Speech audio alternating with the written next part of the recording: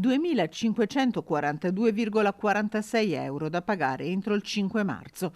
È la bolletta del gas che si è vista arrivare pochi giorni fa un'anziana padovana di 93 anni, invalida al 100%, che vive da sola con la pensione minima in un appartamento di 64 metri quadrati in città. Disperata, l'anziana, che ha anche pensato a gesti estremi, si è rivolta alla nipote, che a sua volta ha contattato Federcontribuenti. Non l'unico caso, purtroppo. E siamo alle solite.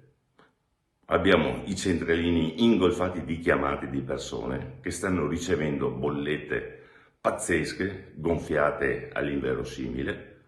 Questo è il risultato del passaggio senza una grande vigilanza dal mercato tutelato a quello libero. Nel mirino dell'Associazione dei consumatori il prezzo del gas. Guardate con noi la bolletta. Come potrete vedere, si tratta di 1,50 € al metro cubo, quando il prezzo medio dovrebbe essere sugli 0,40 €.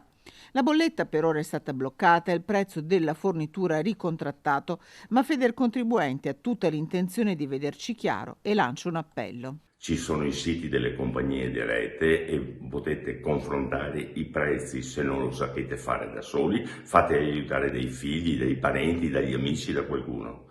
Non accettate più le offerte telefoniche e soprattutto alle 6 maggiori compagnie, che sono quelle che emettono questo tipo di fatture gonfiate, ma sono estremamente gonfiate.